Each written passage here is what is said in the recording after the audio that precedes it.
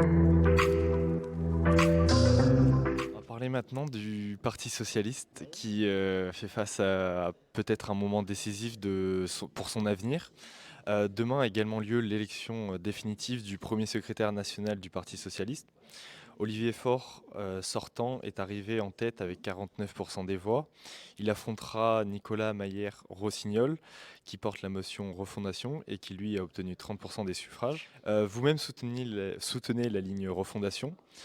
Pourquoi un tel choix et quel est votre rapport au premier secrétaire national actuel, Olivier Faure, et sa politique qu'il a menée depuis 2018, notamment vis-à-vis de la NUPES?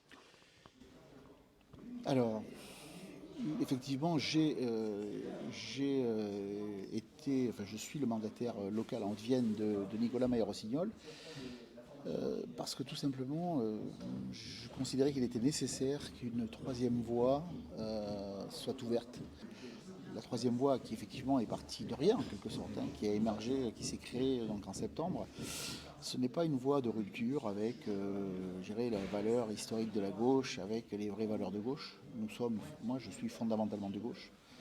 Euh, En revanche, je ne souhaite pas que les accords de la gauche qui sont nécessaires si on veut demain retrouver une capacité à exercer des responsabilités, à gouverner, ce qu'on fait déjà dans les collectivités, hein, à la région, au département, dans les mairies. Si on veut retrouver cette capacité-là, au niveau national, ce n'est pas avec l'accord tel qu'il a été fait dans le cadre de la NUPES. Je pense qu'il faut un accord plus équilibré, il faut respecter les sensibilités de chacun, mais dans un accord qui ne soit pas sens unique. Il faut, aujourd'hui, si vous voulez, le Parti socialiste, il pèse plus, notamment par ses élus locaux, par son implantation locale, que le score de la dernière présidentielle. Donc on ne peut pas passer sous silence tout le travail qui est fait par les élus locaux. C'est aussi peut-être au fond même, c'est peut-être cette cause-là à défendre qui me paraît la plus juste. C'est-à-dire que des socialistes qui, dans des majorités départementales, des majorités régionales, font un excellent travail, qui travaillent parfois avec des communistes, avec des insoumis au cas par cas, avec des écologistes, soit écartés complètement de la vie politique par un choix délibéré de les rejeter, de ne leur laisser que 70 sections, 70 circonscriptions. J'estime que ce n'est pas quelque chose qui est représentatif de ce que représentent les valeurs et les idées socialistes. Donc c'est aussi pour ça, surtout, que moi j'ai porté le texte refondation. Mes relations avec le premier secrétaire, moi je suis socialiste, donc pour moi le premier secrétaire c'est celui qui représente mon parti. C'est pour ça que je préférerais que ce soit Nicolas Rossignol demain, parce que je pense qu'il représente davantage ce que j'imagine pour le Parti socialiste qu'Olivier Faure. Maintenant, je suis socialiste et je resterai socialiste. Donc, le congrès est un temps de débat, il était nécessaire. Moi, c'est ce que je demandais. J'attendais ce temps de congrès. Je me suis très peu exprimé entre le mois de juin, où l'accord NUP a été scellé, et le début, enfin la phase préparatoire du congrès. Mais en revanche, voilà, moi, j'estime que le congrès, c'est un temps de dialogue, un temps d'échange, un temps de confrontation des idées, des lignes politiques. Est-ce que vous pensez que la NUPES a un avenir si M. Mayer-Rossignol est élu? La gauche a un avenir. La NUPES, pour moi, c'était un accord électoral. Dans la conjoncture des élections législatives du mois de juin dernier, je crois qu'aujourd'hui, l'avenir de la gauche, il est dans un autre contexte, plus équilibré entre les différentes formations de gauche, et qui sortent d'un simple calcul d'appareil pour maintenir un groupe politique à l'Assemblée ou maintenir des mandats de députés. Je crois qu'aujourd'hui, l'avenir de la NUPES, il est dans un programme auquel adhéreront un maximum d'électeurs et de forces de gauche. C'est par ce biais-là qu'il faut prendre le problème des alliances, par un programme, et ensuite de voir qui le porte, et non pas l'inverse. Pas d'abord qui porte et ensuite on voit quel est le programme qui peut convenir. Moi je suis un fervent défenseur des idées d'abord et des hommes après. Au niveau départemental, il y a également deux candidatures différentes, une sorte de mini-scission, si on peut parler ainsi. Comment vous l'analysez?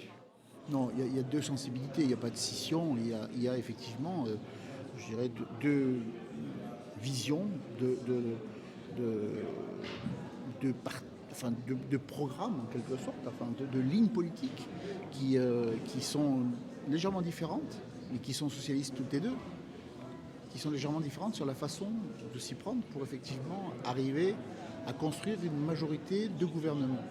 Mais sur le fond, ça reste, je dirais, nous restons tous socialistes. Donc c'est une histoire de sensibilité et une histoire de méthode.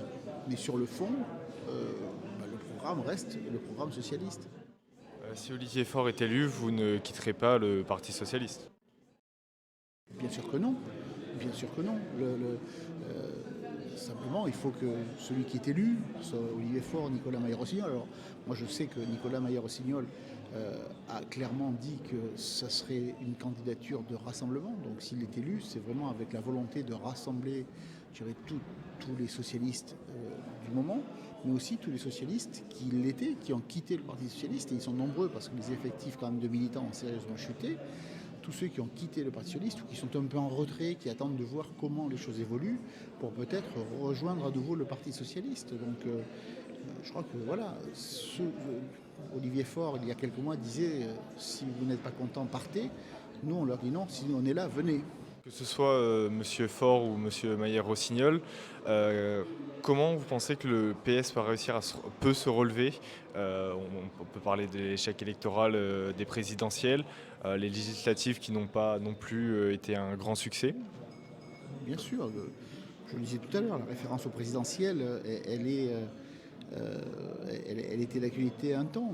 Aujourd'hui, les prochains scrutins, ils sont européens, bien sûr. Donc l'enjeu je dirais des positions que l'on prendra envers l'Europe et de ce que nous défendrons, des positions qui sont résolument pro-européennes.